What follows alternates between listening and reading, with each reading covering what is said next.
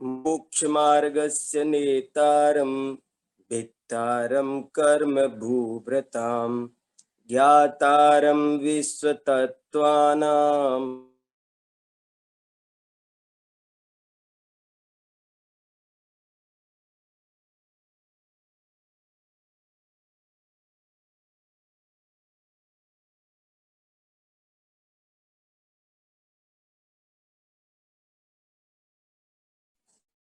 धर्मः सर्वसुखाकरो हितकरो धर्मं बुधाश्चिन्वते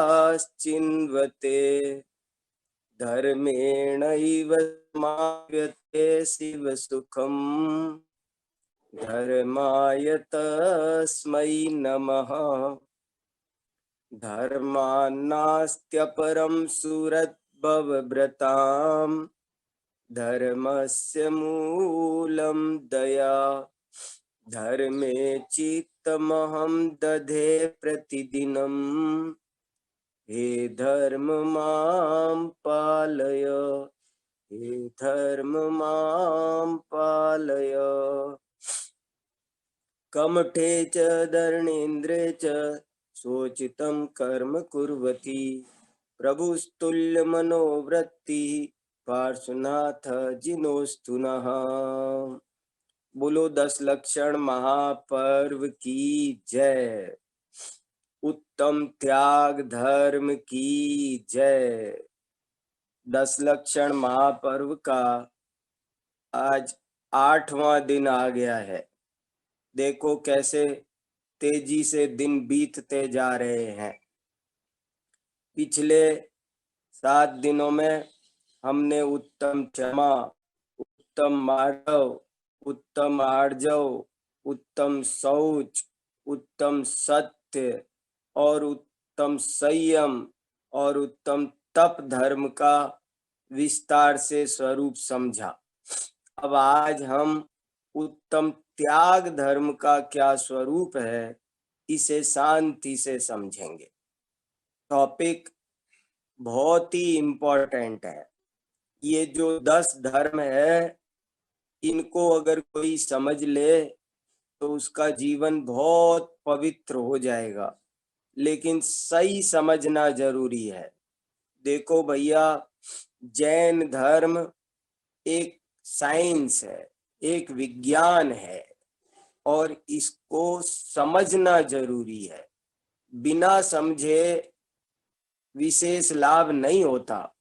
जो समझता है उसी को विशेष लाभ प्राप्त होता है।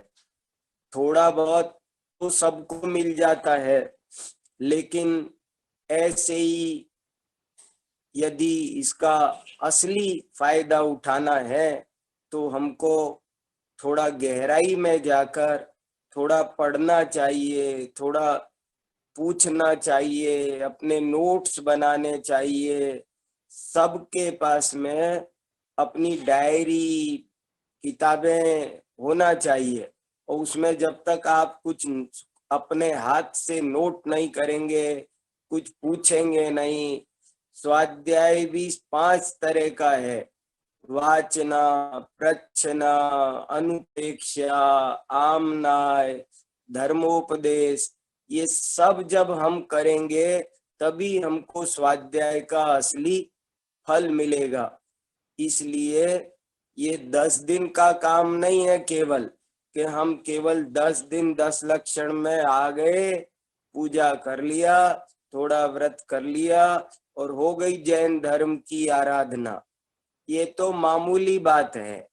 ये मत करो ऐसा नहीं कह रहा। जो ये करेगा उसको भी फल मिलेगा, वो बहुत थोड़ा मिलेगा।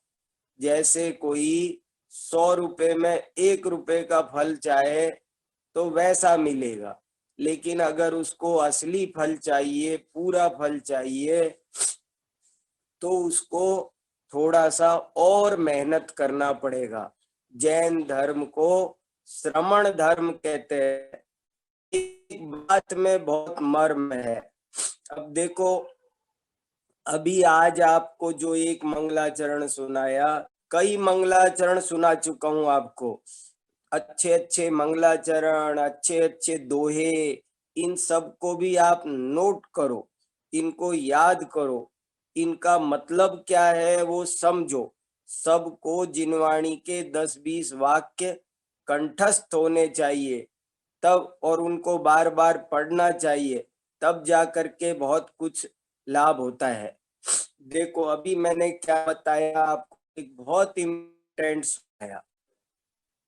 कमठे च धर्णेन्द्रे च सोचितं कर्म कुर्वती प्रभुस्तुल्य मनोवृत्ति पार्श्वनाथ जिनोस्तु नः। ये कहा कि वे पार्श्वनाथ भगवान हमारे हृदय में पधारो, जो हृदय में विराजो, जो कमठ हो चाहे धर्णेन्द्र पद्मावती हो, सभी के प्रति तुल्य वृत्ति रखते थे, समान वृत्ति रखते थे। वे पार्श्वनाथ भगवान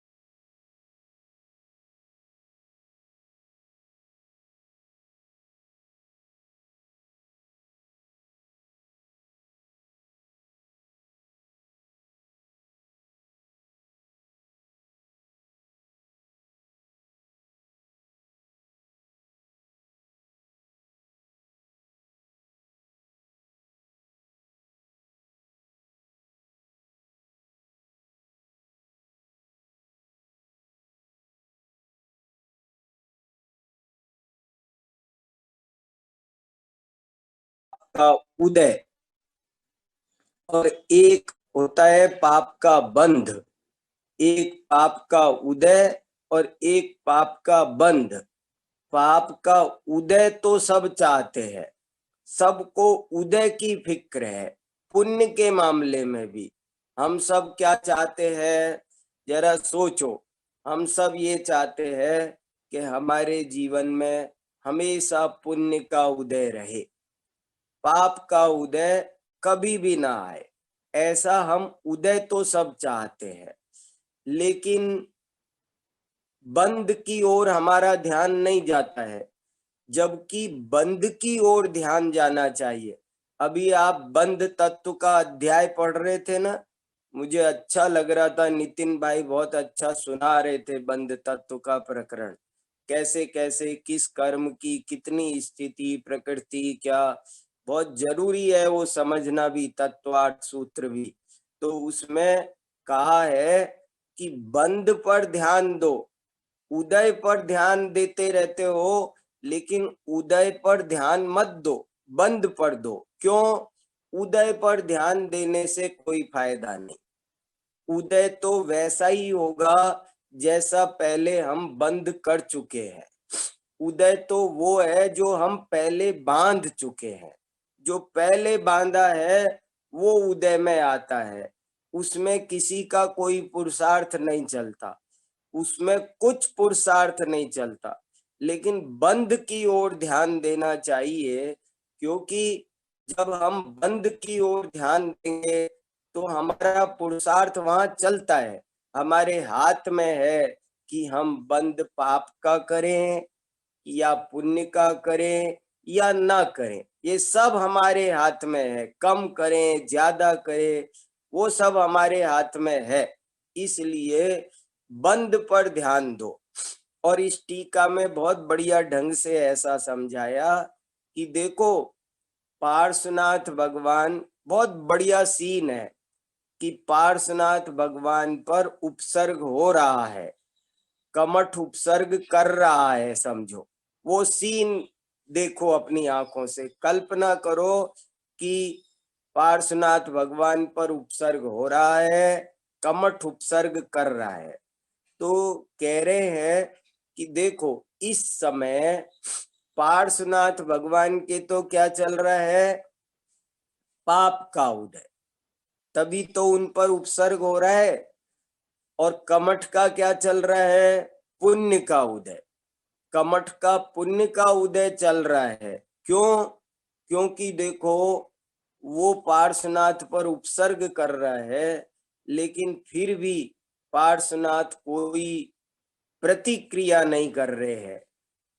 ये एक बड़ी बात है। आप किसी कमजोर व्यक्ति पर भी कोई उपसर्ग करें, कोई उसको कष्ट दे, तो वो प्रतिक्रिया करेगा। तन से नहीं कर पाएगा तो मन से करेगा, लेकिन जरूर करेगा। वो अगर कमजोर होगा तो वो मन ही मन आपको कुछ कुछ कुछ कुछ कहेगा, मन में बद दुआ देगा।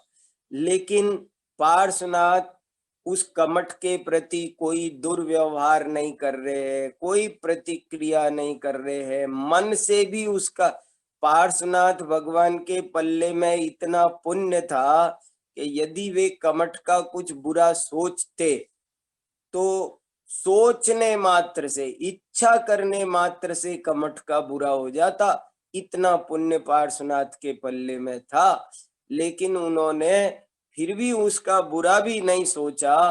तो ये कमठ का पुण्य का उदय था। तो उदय के हिसाब से देखो तो कमठ के पुण्य का उदय और पार्श्वनाथ के पाप का उदय। लेकिन अब उदय की बात छोड़ो और बंद की ओर ध्यान दो, तो आपको पता चलेगा कि कमठ के तो घोर कर्म का, पाप कर्म का बंद हो रहा था, और इनके कर्मों की निर्जरा हो रही थी। सारा बंद खत्म हो रहा था, पुराना बंद भी निर्जरित हो रहा था। इसलिए पार्श्वनाथ पूज्य है। पार्श्वनाथ भगवान की पूजा क्यों हुई? इसीलिए हुई क्योंकि उनने बंद किया नहीं, बल्कि बंद को हटाया।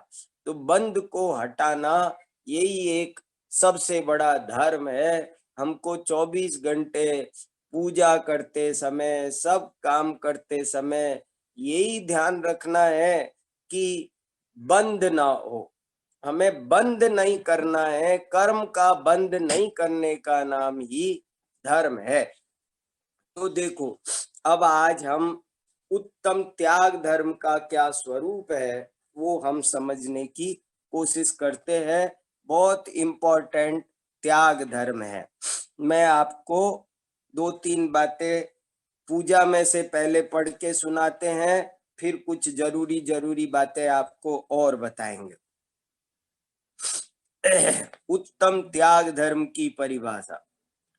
दान चार प्रकार, चार संग को दीजिए, धन बिजुली उनहार, नर बबला हो लीजिए। क्या कहा? दान 4 प्रकार का है और चतुर्विध संग, मुनि, आरिका, श्रावक, श्राविका। देखो, दान सबको दिया जाता है। मुनिराज मुख्य है, लेकिन श्रावक को भी दिया जाता है। श्रावक भी धर्मात्मा है। तो 4 प्रकार का दान है और वो चतुर्विध संग को देना चाहिए। क्यों देना चाहिए? धन बिजली उनहार, के धन बिजली के समान क्षण भंगुर है। आज हमारे पास है, कल का पता नहीं। और नर भव लाभ लीजिए, मनुष्य भव का लाभ प्राप्त कीजिए, मनुष्य भव को सफल कीजिए। तो उत्तम त्याग कयो जग सारा, औषध शास्त्र अभय आहारा। आपको एक दोहा और सुनाया था मैंने, बहुत इंपॉर्टेंट है दान के बारे में। ये लिखा ना, धन बिजली उनहार, तो मैंने पहले लिख के भी दिया था आपको।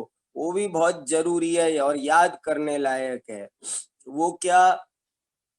धन की गतियां 3 है, दान, भोग और नाश। दान भोग यदि ना करे, निश्चय होय विनाश। कितनी बढ़िया पंक्ति है। ये है कि आप धन की तीन अवस्था होती है, धन की गति तीन होती है। कौन कौन सी? एक तो दान, एक भोग और एक नाश। हमारे पास कोई भी चीज है, कोई भी वस्तु है, तो उसका तीन ही रूप है। आप या तो उसका दान कर दो, या उसका भोग कर दो, या आप उसका उपभोग कर दो। कोई भी चीज है, समझो हमारे पास फ्रूट्स हैं, तो अब क्या हो सकता है कि या तो आप किसी को दे दो, या आप खा लो। आप अगर देंगे भी नहीं और भोगेंगे भी नहीं तो क्या होगा कि तीसरी गति उसकी है नाश, तो वो नष्ट तो हो ही जाएगा। कोई भी वस्तु है हमारे पास में, उसकी तीन गतियां होती है। ऐसा बहुत बार होता है हमारे आपके साथ में। समझ लो हमारे घर पर बादाम रखी है और हम खाते भी नहीं है और हम किसी को देते भी नहीं है, फिर क्या होता है? उनका खराब हो जाती है। हमारे पास बहुत सेव फल रखा है, हम खाते भी नहीं है, हम किसी को खिलाते भी नहीं है, तो क्या होता है कि वो अपने आप सड़ जाता है, खराब हो जाता है। इसलिए दान की तीन गतियां, जिसमें से पहली गति कौन सी है? पहली गति फर्स्ट डिवीजन पास होना हो तो उसका दान करना चाहिए। देखो, धन की बहुत अच्छा दुआ है। धन की गतियां तीन हैं, दान भोग और नाश। दान भोग यदि ना करे, निश्चय होय विनाश। धन की तीन गतियां हैं, दान फर्स्ट, भोग सेकंड और नाश वो थर्ड। आपको अगर फर्स्ट डिवीजन पास होना है तो आप उसका दान करो, और यदि सेकंड डिवीजन पास होना है तो उसका भोग करो, और थर्ड डिवीजन पास नहीं होते इस यूनिवर्सिटी में, फेल है वो, सड़ तो अपने आप जाएगा, खराब तो अपने आप, नष्ट तो अपने आप हो जाएगा। दान की बहुत महिमा है। दान के बारे में इतनी बातें लिखी है शास्त्रों में, अपरंपार महिमा है। लेकिन अभी आज आपको अपने को एक दो बात और जरूरी समझनी है। दान की बहुत महिमा है, गजब की महिमा है। लेकिन आज का हमारा जो टॉपिक है वो दान का नहीं है, त्याग का है। दो टॉपिक डिफरेंट है, सेम टॉपिक नहीं है। बहुत से लोग आज ऐसी गलती करते हैं कि आज भी दान की ही बात करने लग जाते हैं, तो वो ठीक नहीं है।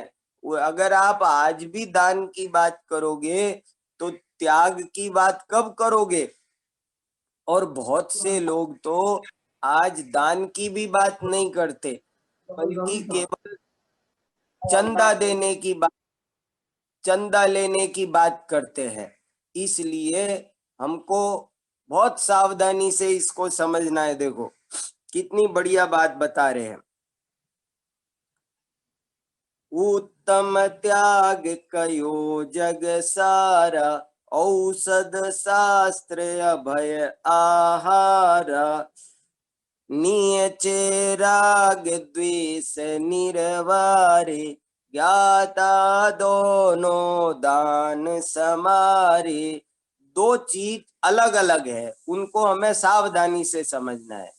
दान की महिमा बहुत है, पर वो चीज ये नहीं है, वो अलग चीज है। उत्तम त्याग जगत में श्रेष्ठ है। दान चार प्रकार का है: औषध दान, शास्त्र दान, अभय दान और आहार दान। ये चार तरह का दान है। पर अभी इनमें भी बड़ा विवेक चाहिए। दान किसका दिया जाता है, किस दान का बहुत सुंदर वर्णन शास्त्रों में आया है। विधि द्रव्य दात्री पात्र विशेषा तद विशेष। दान कौन देगा, किसको देगा, कैसे देगा, क्या देगा, चार चीज है। वो आप गलत वस्तु देंगे तो दान नहीं है, आप गलत भावना से देंगे तो भी दान नहीं है, आप गलत व्यक्ति को देंगे तो भी दान नहीं है। दान देने के लिए देने की भावना भी सही होनी चाहिए। बहुत से लोग, ज्यादातर लोग केवल मान के लिए, अभिमान के लिए, अपना अहंकार पुष्ट करने के लिए दान देते हैं। कोई भी ध्यान नहीं रखते हैं, अशुद्ध वस्तु का दान देते हैं, वो सब दान नहीं है। मान लो औषध दान देना है, तो ये तो देखो, जिसमें हिंसा हो वो औषध दान नहीं दे सकते, जिसमें हिंसा हो ऐसा आहार दान नहीं दे सकते। इसलिए औषध, शास्त्र, अभय, आहार, ये चारों प्रकार के दान की एक बहुत सुंदर व्यवस्था है, इसका एक सिस्टम है। वो आप सिस्टम के अनुसार ही दे सकते हो, तभी वो दान है, नहीं तो दान नहीं है। दान देना चाहिए, अवश्य देना चाहिए। दान श्रावक का आवश्यक कर्म है, सटा निश्चित रूप से देना चाहिए, उसमें कोई डाउट नहीं है। ऐसे लिखा है एक जगह कि अरे देखो, किसी के पास मन है पर धन नहीं है, किसी के पास धन है पर मन नहीं है, किसी के पास धन भी है, मन भी है, पर कोई लेने वाला जन नहीं है। अगर धन भी हो, मन भी हो और लेने वाला जन भी मिल जाए, पात्र जन, तो समझ लो अवश्य दे देना चाहिए। जो तब भी ना दे वो बहुत अभागा है। इसलिए अवश्य देवे, ऐसी भावना बार बार शास्त्रों में आई है, पर वो टॉपिक जरा डिफरेंट है। कभी एक दिन हम दान पर विस्तार से चर्चा करेंगे, तब हम सब बात, दान का क्या लक्षण, दान का क्या भेद, दान का क्या महत्व, दान में क्या क्या सावधानियां, सब उपसंहार तक पूरा टॉपिक आपको स्पष्ट करेंगे। पर अभी आज त्याग का प्रकरण है, तो त्याग क्या होता है वो समझा रहे। देखो इसमें नियचे राग द्वेष निरवारे, ज्ञाता दोनों दान संभारे। के वास्तव में राग द्वेष छोड़ने का नाम दान है। नीचे राग, निश्चय माने वास्तव में, राग द्वेष निर्वारे, राग द्वेष को दूर करना, यही त्याग है।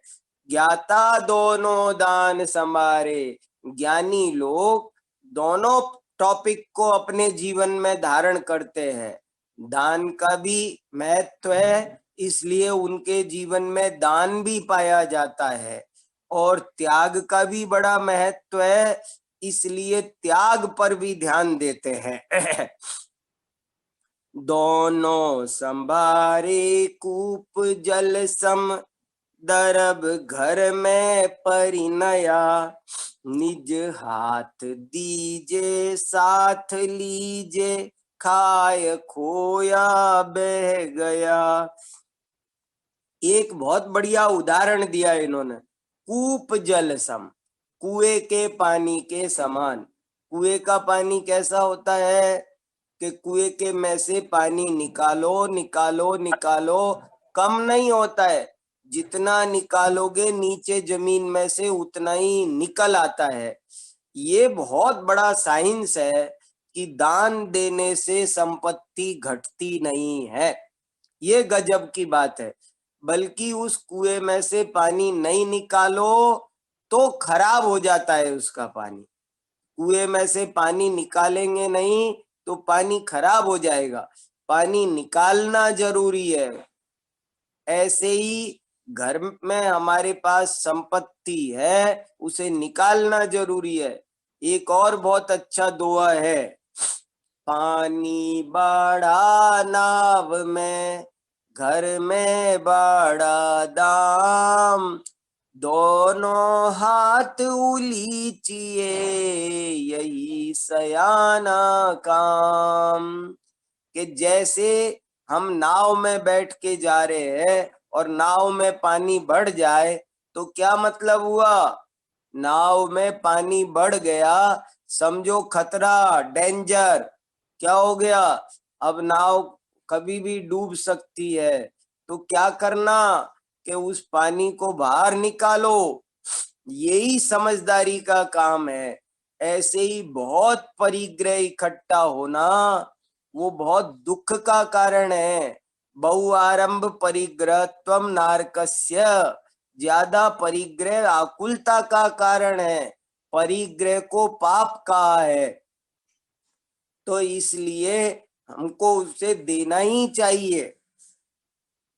तो कुएं के पानी के समान ये धन घर में आया है भैया, इसे देओ, और नहीं तो ये नष्ट तो हो ही जाएगा। धन की गतियां तीन है, दान, भोग और नाश। दान भोग यदि ना करे, निश्चय हो विनाश। देखो और कितना बढ़िया लिखा आगे। धनी साधु शास्त्र अभय दिवैया, त्याग राग विरोध को, बिन दान श्रावक साधु दोनों, लय नाई बोध को। वे साधु धन्य है। साधु चार तरह का दान नहीं देते हैं, दो तरह का देते हैं। औषध दान और आहार दान साधु कैसे करेंगे? इसलिए उनके पास में दो दान कहे हैं। कौन कौन से? ज्ञान दान और अभय दान। और त्याग क्या करते हैं? राग विरोध, विरोध माने द्वेष, राग द्वेष का त्याग करते हैं। और बिना दान के श्रावक और साधु दोनों को ज्ञान की प्राप्ति नहीं होती है। ये इसका मैंने आपको जो रोजाना हमको अर्थ पढ़ना होता है वो मैंने अभी आपको पढ़ के सुनाया। लेकिन अब कुछ बहुत इंपॉर्टेंट बात अब शुरू करता हूं। देखो हम ऐसा समझते हैं कि दान करो यही त्याग धर्म है, और आज के दिन सब जगह मंदिरों में लोग दान मांगते हैं और देने वाले दान देते हैं और समझ लेते हैं कि हमने आज त्याग धर्म की आराधना कर ली। ऐसा बहुत होता है। लेकिन भैया वो टॉपिक न्यारा है, ये टॉपिक न्यारा है। दान देने का नाम त्याग नहीं है। पहले तो ये आप अच्छे से सावधानी से सब लोग समझो कि चीज न्यारी है भैया, वो चीज नहीं है। देखो कैसे, अगर ये दोनों एक चीज होती, सेम चीज होती, अगर दान और त्याग सेम बात है, सेम है, तो पर्यायवाची है, सिनोनिम्स है, तो क्या होगा? आप चार प्रकार के दान आपको बताए, उनमें दान जैसे वाटर, जल, नीर, पानी, ये सब सिनोनिम्स है। एक की जगह दूसरा लगाओ तो फर्क नहीं पड़ता है। ऐसे ही दान और त्याग यदि एक ही चीज होते तो आप चार दान में दान की जगह त्याग लगा के देखो। जैसे मान लो ज्ञान दान, अब क्या मैं ऐसा कह सकता हूं कि ज्ञान त्याग? ज्ञान दान में और ज्ञान त्याग में बहुत अंतर है। ज्ञान भी कोई त्यागा जाता है? ज्ञान त्यागा ही नहीं जाता। ज्ञान का त्याग नहीं होता है, ज्ञान का केवल दान हो सकता है। आहार दान, अब आहार दान की जगह अपन बदल के देखो, आहार त्याग। तो क्या आहार त्याग और आहार दान दोनों एक बात है क्या? बताओ, सोचो आप अपने मन से दिमाग लगाओ। आहार दान अलग बात है और आहार त्याग अलग बात है। जब आहार दान करेंगे तो हम दूसरे को भोजन कराएंगे, और जब आहार त्याग करेंगे तो उसका मतलब है स्वयं त्याग, भोजन नहीं कर सकते। आहार दान किया है आज तो आप दूसरे को भी खिलाओ, खुद भी खाओ, लेकिन त्याग किया है तो आप नहीं खा सकते। औषध दान और औषध त्याग ये दोनों एक ही बात है क्या? बिल्कुल नहीं है। समझ में आया? अभय दान, अभय त्याग, ये दोनों एक बात नहीं है, दोनों डिफरेंट बात है। इसलिए हमें बहुत सावधानी से ये बात समझनी है कि दान अलग चीज है, अलग टॉपिक है, और त्याग एक अलग टॉपिक है। दोनों को मिक्स करने से दिक्कत होती है। तो आचार्यों ने क्यों लिख दिया, कहीं कहीं हमने पूजा में पढ़ा, इसमें भी दान लिख दिया। तो देखो देखो, दान का मतलब होता है, आप सिंपल मीनिंग देखो, दान माने देना और त्याग माने छोड़ना। कितना पर देना अलग बात है और छोड़ना अलग बात है।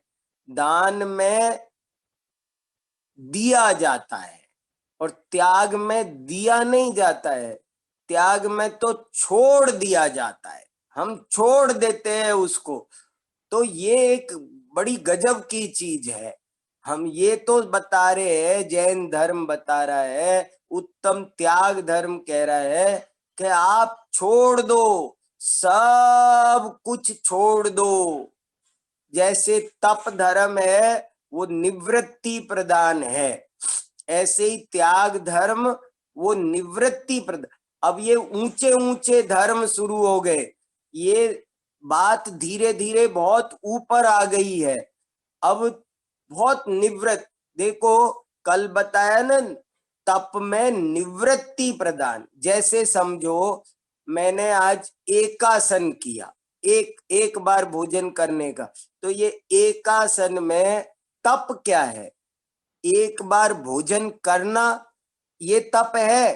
बोले नहीं, एक बार भोजन करने का नाम तप नहीं है, बल्कि वो जो बार बार करना छोड़ा है उसका नाम तप है। छोड़ा है जो, उसका नाम तप है। हमारे यहाँ बड़ी वैज्ञानिक बात है, वो एक बार जो खाना खा रहे हैं उसका नाम, खाना खाने का नाम तप नहीं है, लेकिन जो बाकी का छोड़ा है उसका नाम तप है।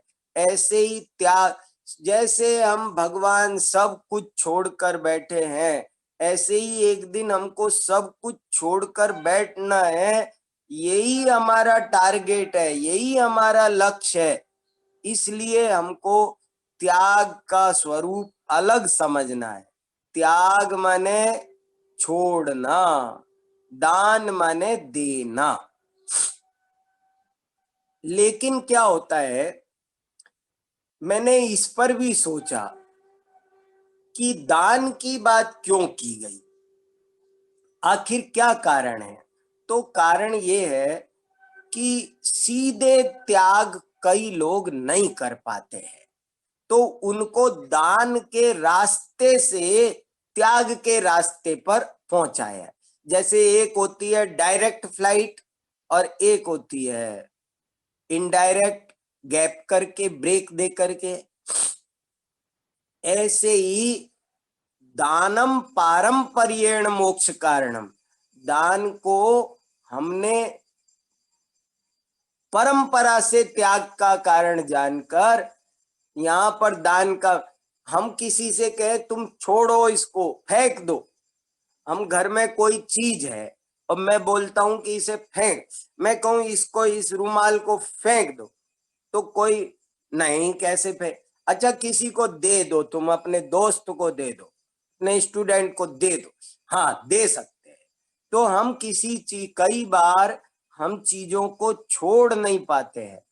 कई बार क्या होता है कि जैसे मान लो हमारा आज उपवास है और हमको कहीं से लड्डू का, मिठाई का डिब्बा मिला, तो अब हम छोड़ते नहीं है, ले लेते हैं, जबकि आज उपवास है, लेना भी नहीं चाहिए, लेकिन हम ले लेते हैं।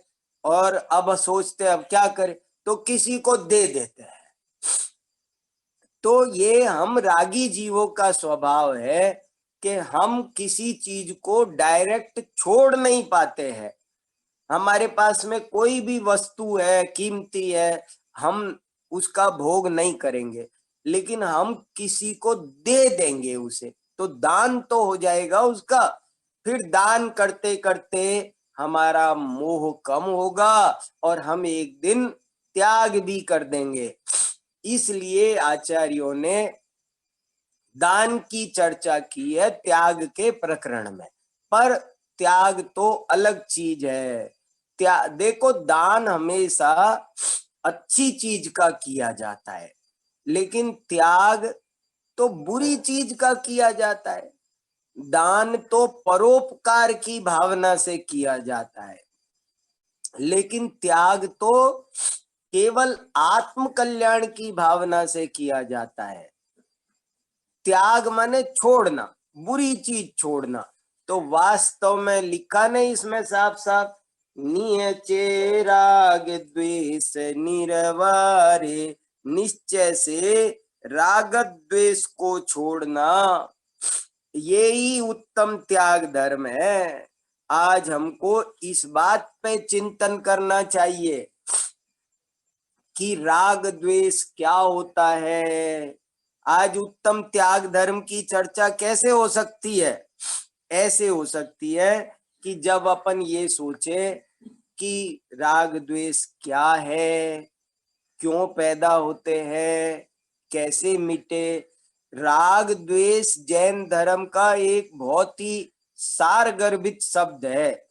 जितने भी हमारे मनोविकार हैं वो सब इन दो शब्दों में आ गए, राग और द्वेष। इसमें लाखों करोड़ों मन की प्रॉब्लम सब आ गई, जिनको कितने, कोई इरिटेशन बोलता है, कोई टेंशन बोलता है, कोई डिप्रेशन बोलता है, जो कुछ लाखों तरह की सब कमियां सब इसी में आ जाती है। इसलिए राग द्वेष माने किसी चीज को अच्छी समझना, किसी चीज के प्रति लगाव होना, वो राग है। और कोई चीज बुरी लगना, एक अच्छा बुरा। हम 24 घंटे कुछ भी देखते हैं, कुछ भी करते हैं, कहीं भी जाते हैं, तो हम 24 घंटे ये अच्छा है, ये बुरा है। मार्केट में निकलेंगे तो ये अच्छा है, ये बुरा है। ये जो हम अच्छा बुरा करते रहते हैं, ये राग द्वेष है। और ये राग द्वेष छोड़ना धर्म है, उत्तम त्याग धर्म। एक पंचाध्यायी नाम का शास्त्र है, उसमें एक बहुत अच्छा वाक्य आता है, वो मुझको बहुत पसंद है और त्याग धर्म के दिन तो खासकर वो याद आता है। क्या है वो वाक्य? ज्ञानात त्याग, त्यागात शांति। छोटा सा वाक्य है पर याद रखने लायक है। क्या कहा? ज्ञानात त्याग, त्यागात शांति। ज्ञान से त्याग होता है। त्याग कब हो सकता है? जब ज्ञान होगा। ज्ञान नहीं होगा तो त्याग नहीं हो सकता। क्या बुरा है, क्या भला है, वो पता होना चाहिए। ज्ञानात त्याग, ज्ञान से त्याग होगा। त्यागात शांति, त्याग से शांति होगी। त्याग करने से क्या होता है? हम हल्के हो जाते हैं। जैसे सिर पर बोझा रखा हो और उतार के रख दो तो क्या होता है? हम हल्के हो जाते हैं। ऐसे ही त्याग कर, हमने बहुत सारी टेंशन ऐसे ही सिर पर ले रखी है, ये अच्छा है, ये बुरा है। देखो, एक आदमी एक रुई का व्यापारी था, रुई धुनने वाला। उसका रुई का काम था, रुई को साफ करना, रुई को धुनना। गद्दे के लिए एक व्यापारी था, वो रुई धुनता रहता था, मजदूर। और वो गांव में रहता था, पूरे गांव वालों की रुई खुद ही धुनता था। एक दिन वो कलकत्ता घूमने गया, और जब कलकत्ता घूमने गया तो वहां रुई का बहुत, रुई माने समझे आप कॉटन, कॉटन, कॉटन मार्केट में गया। कॉटन मार्केट में गया तो वहां पर बहुत कॉटन थी। तो उसने देखा, इतनी कॉटन, इतनी रुई, मुझे इतनी रुई धोनी पड़ेगी, क्या होगा मेरा। वो टेंशन हो गया उसको, बहुत डिप्रेशन में आ गया। और वहां से लौट के जब नगर में आया अपने गांव में, तो आने के बाद भी वो नॉर्मल नहीं हुआ।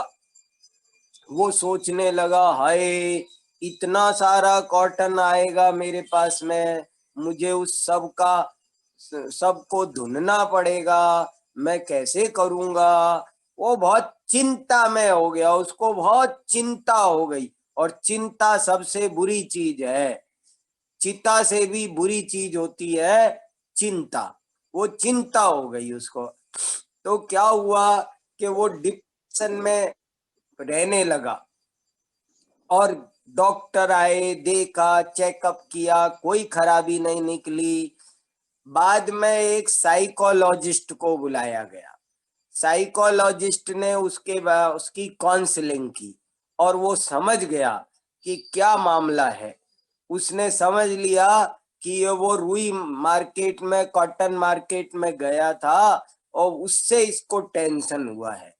तो उसने एक दिन अखबार सामने लेकर के उसके बैठ गया, और उससे अखबार में पढ़ा, कलकत्ता के रुई बाजार में भयंकर आग, सारी रुई जलकर खाक, ऐसा उसने सुना।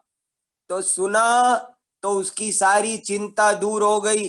बोला, क्या जल गई सारी, और वो खुश हो गया, नॉर्मल हो गया। ऐसे ही हमने बहुत जो चिंताएं अपने सिर पे रख रखी है, मैं नहीं हूं तो दुकान कैसे चलेगी, मैं नहीं हूं तो घर कैसे चलेगा, ये सब चिंता छोड़ने का नाम त्याग धर्म है। आपको त्याग धर्म का स्वरूप समझ में आया। चिंता छोड़ो, क्रोध, मान, माया, लोभ, इनको छोड़ने का नाम त्याग धर्म है। राग द्वेष को छोड़ने का नाम त्याग धर्म है। हम सोचते हैं कि जैसे वो कुत्ते की कहानी आती ना, कि एक कुत्ता बैलगाड़ी के नीचे चल रहा था, और समझ रहा था कि मैं बैलगाड़ी को चलाता हूं। पर वो नहीं चला रहा था बैलगाड़ी को, तो बैल चला रहे थे। पर वो समझ रहा था कि मैं चला रहा हूं। एक बार वो रुका तो गाड़ी भी रुक गई, तो उसको और भ्रम पक्का हो गया कि मैं गाड़ी चलाता हूं। पर वास्तव में वो नहीं चला था। बाद में फिर एक बार गाड़ी चल दी और वो रुका रह गया, तब उसको समझ में आया कि गाड़ी मैं नहीं चलाता हूं। ऐसे ही हमने सोच रखा है, मैं ऑफिस चलाता हूं, मैं घर चलाता हूं, हम कुछ नहीं करते। देखो, ये उत्तम त्याग है, उत्तम त्याग। उत्तम त्याग क्यों है? सम्यक दर्शन के साथ होगा, बिना सम्यक दर्शन के नहीं होगा। ज्ञानात त्याग, त्यागात शांति। ज्ञान से त्याग होगा, और त्याग से शांति होगी। आप ज्ञान करोगे तभी त्याग कर पाओगे। सम्यक दर्शन की बहुत महिमा आई है। किसी दिन, एक दिन हम सम्यक दर्शन पर 1 घंटा चर्चा करना चाहिए कि सम्यक दर्शन क्या है, क्यों धर्म का मूल सम्यक दर्शन है। जैसे सम्यक दर्शन का महत्व कितना बताया, देखो कि जैसे कोई व्यक्ति 0 0 लिखे और फिगर ना लिखे 1 2 3 4, तो उस 0 की क्या वैल्यू है? वो 0 है। और यदि 1 कर फिर जीरो लिखे तो उसकी वैल्यू है।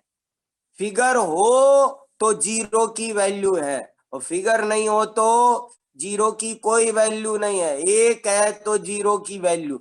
ऐसे ही सम्यक दर्शन है तो हमारा सब धर्म ध्यान काम का है। और सम्यक दर्शन नहीं हुआ तो जैसे बच्चे गुड्डे गुड़िया का खेल खेलते हैं, वैसा ही ये धर्म खेल मात्र है। इसलिए सम्यक दर्शन क्या है वो समझना जरूरी है। ये जैन धर्म की आत्मा है। सबसे पहले मिथ्या दर्शन छूटता है। मिथ्या दर्शन माने उल्टी मान्यता, सम्यक दर्शन माने सच्ची मान्यता। और वो सब कैसे जाती है? स्वाध्याय से जाती है। स्वाध्याय करने से अपूर्व लाभ होता है। हम समझते हैं कि दुनिया में वो अच्छा है वो बुरा है, तो हमको राग द्वेष होता है। और जब हम स्वाध्याय करके ईमानदारी से इस बात को पहचानते हैं कि वास्तव में कोई भी बुरा नहीं है, कोई भी बुरा नहीं है, कोई भी भला नहीं है। संसार में सब वस्तुएं सब अपने अपने में रहती है, कोई किसी का अच्छा बुरा करती नहीं है, चाहे चेतन वस्तु हो चाहे अचेतन वस्तु हो। इसलिए शास्त्रों में, ऊंचे ऊंचे शास्त्रों में समय सार में ऐसा लिखा है, णाणम पच्चखाणम।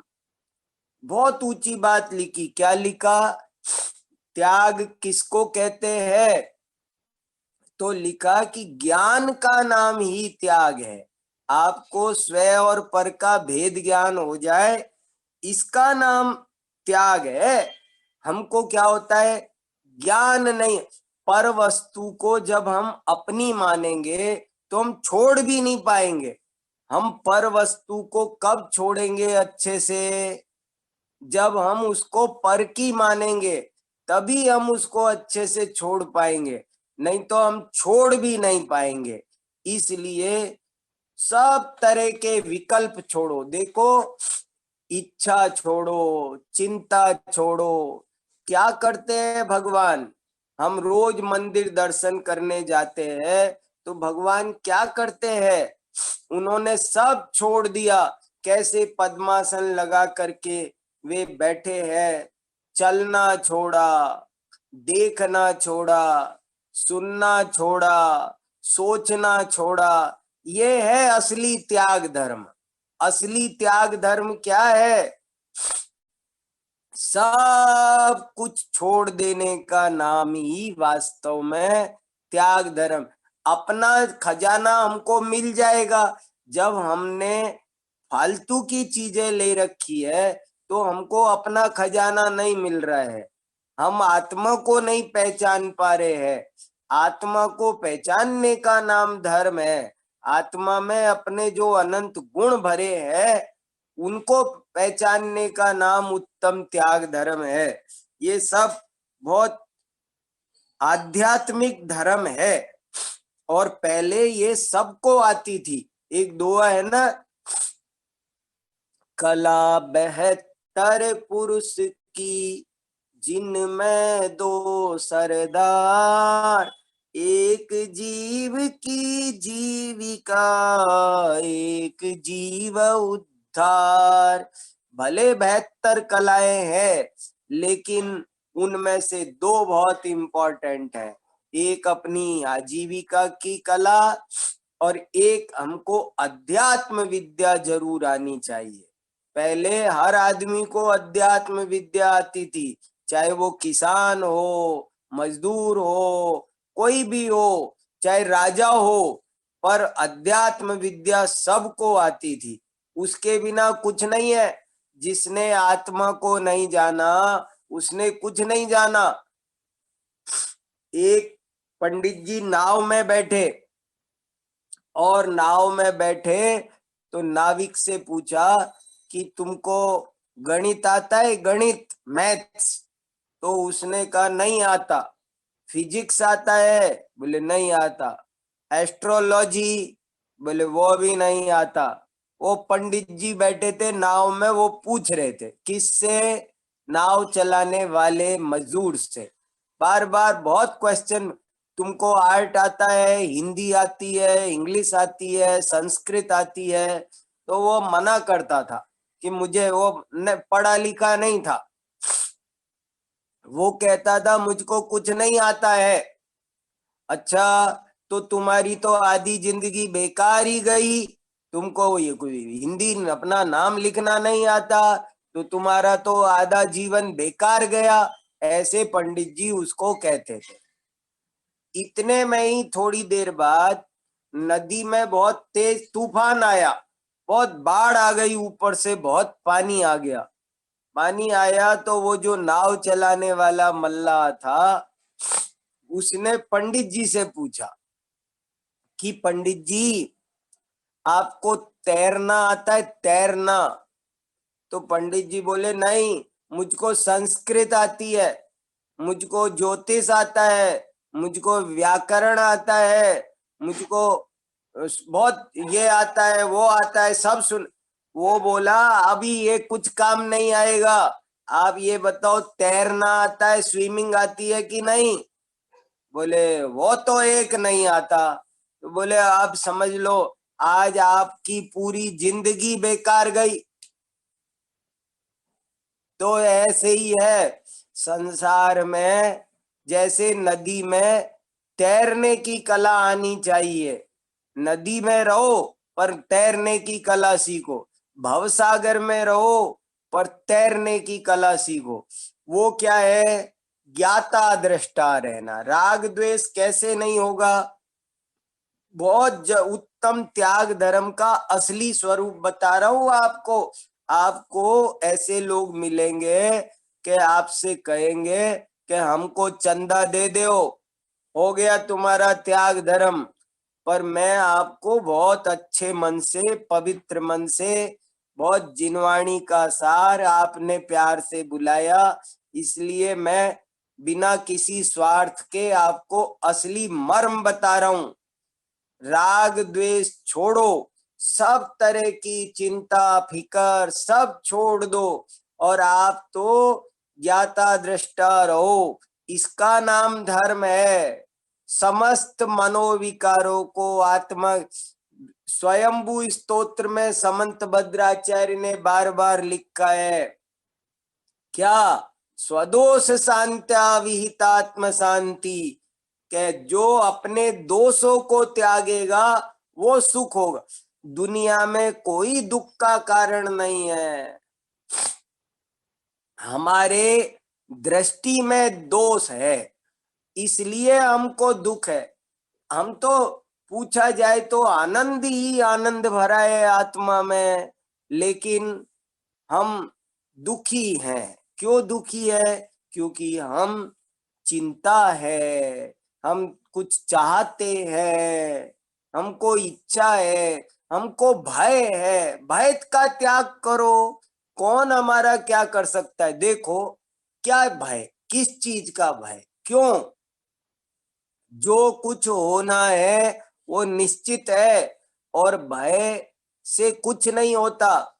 जीवन मरण हानि लाभ, ये सब शास्त्रों में खूब लिखा है। सर्वम सदैव नियतम भवति स्वकीय।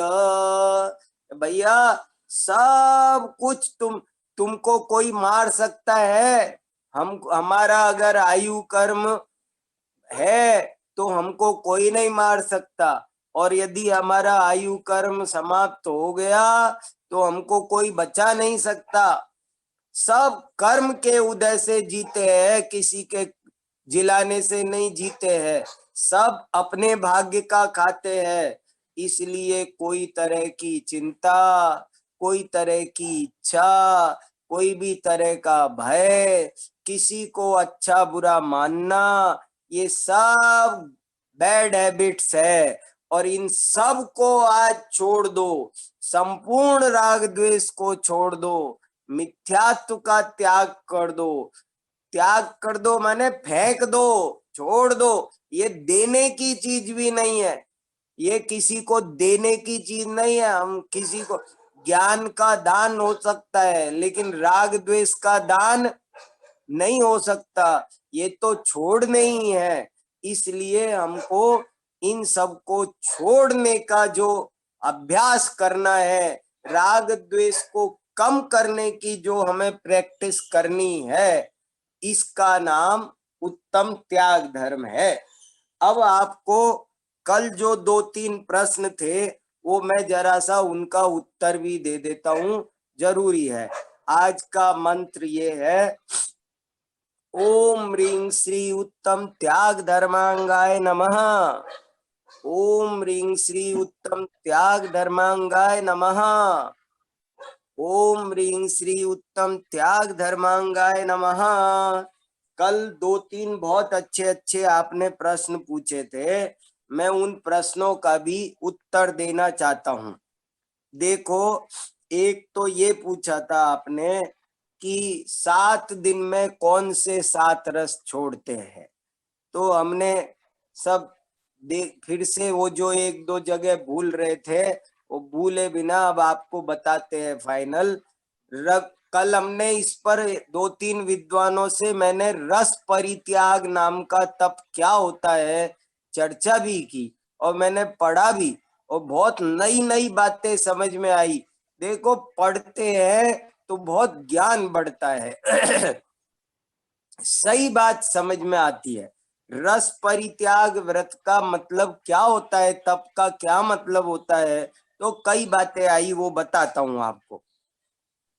इसमें 7 दिन का 7 जो परंपरा अभी चल रही है वो ये है कि रविवार को नमक छोड़ते हैं, सोमवार को हरी छोड़ते हैं, मंगलवार को मीठा छोड़ते हैं, बुधवार को घी छोड़ते हैं, गुरुवार को दूध छोड़ते हैं, शुक्रवार को दही छोड़ते हैं, और शनिवार को तेल छोड़ते हैं।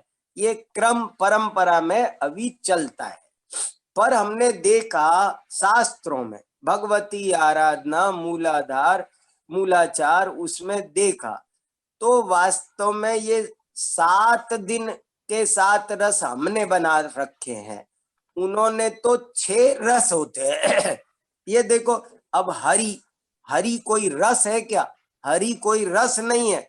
ये चीजें हमने ऐसे ही 7 चीजें भोजन की मुख्य मुख्य चीजें, मीठा तो एक रस है, नमक एक रस है, लेकिन वास्तव में एक दिन कसायला, एक दिन, ये 6 दिन के 6 रस है।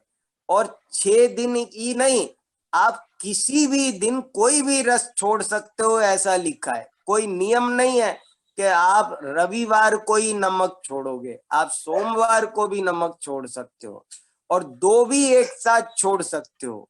तपस्वी की बात है, कोई ऐसा, कितने ही लोग क्या करते हैं कि आज नमक का त्याग कर दिया, तो आज ऐसा भोजन बनाते हैं कि जिसमें नमक ही ना डले। आज खीर बनाएंगे, हलवा बनाएंगे, क्योंकि उसमें नमक डलता ही नहीं है। तो ये तो ये बहुत गलत बात है। इच्छा का निरोध होना चाहिए ना, इसलिए ये इम्पोर्टेंट बात है। इसलिए कभी कभी कोई तपस्वी नमक भी छोड़ देता है और मीठा भी छोड़ देता है, दोनों छोड़ता है ताकि मन मजबूत होना चाहिए। तो कैसे भी करके छोड़ सकते हैं, बात है मन ठीक करने की, इच्छाओं का निरोध करने की।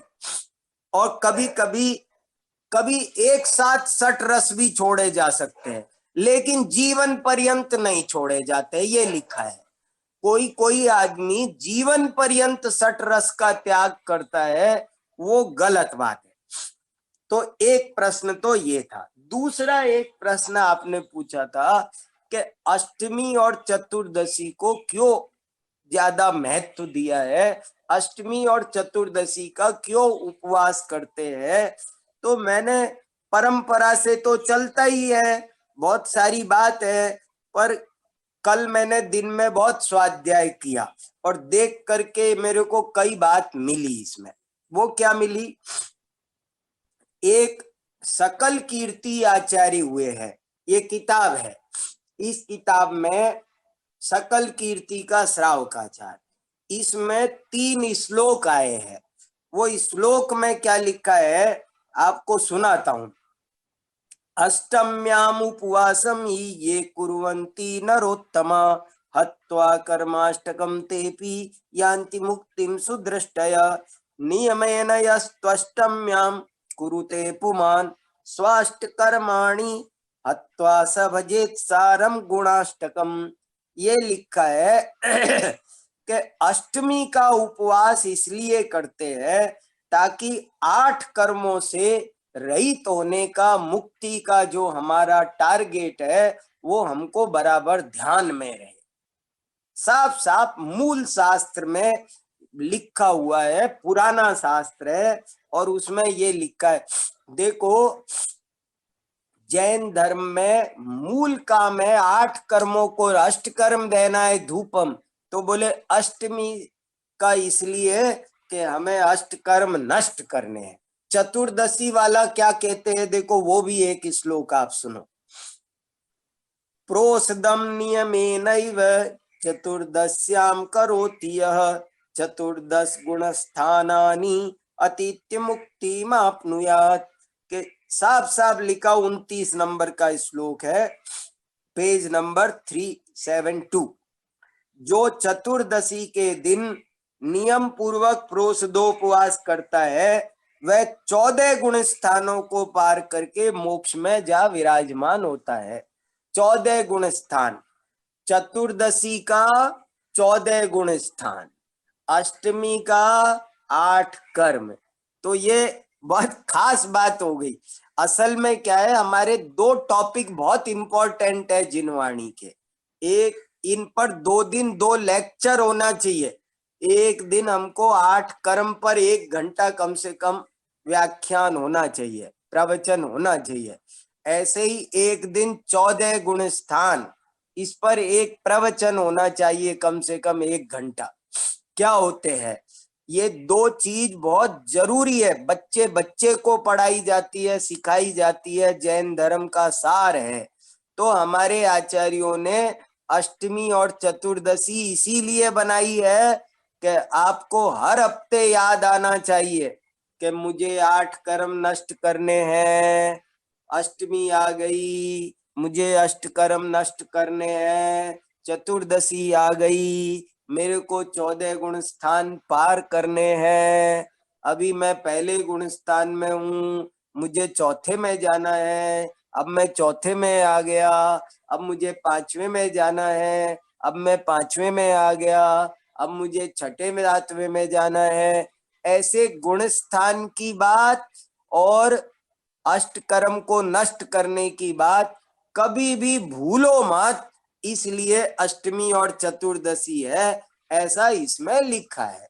और किसी और शास्त्र में कहीं ज्यादा कुछ पढ़ने में नहीं आया, पर एक शास्त्र में थोड़ा सा मिल गया, तो मैंने कहा आपको कि शास्त्र में से पढ़ करके इसका उत्तर देता हूं। तो ये आज के धर्म की चर्चा हुई। बोलो 10 लक्षण महापर्व की जय। जय। हाँ, और कुछ हाँ कहना हो तो। हाँ डॉक्टर विद्यासागर जी, हाँ बहुत ही हाँ, बढ़िया बोलिए। प्रवचन रहा, बहुत अच्छा रहा। हाँ और हाँ, ये दोनों बात बहुत ही बढ़िया समझाई आपने और हमें इससे और अच्छा लगा। बहुत बढ़िया, हम्म तो बहुत बढ़िया, बहुत। तो फिर अभी हम हाँ, को कल मिलेंगे, तो इसके सही लिए है। हाँ जो भी क्वेश्चन आएंगे हम आपको दे देंगे। हाँ हाँ, जो भी क्वेश्चन आए आप मुझे भेजते जाओ, हाँ मैं हाँ सबको देख करके उत्तर दूंगा। बहुत बढ़िया, सब लोग बहुत बढ़िया धर्म ध्यान करो। पूरी समाज के सभी भाई बहनों को मेरा हृदय से जय जिनेन्द्र है, जय।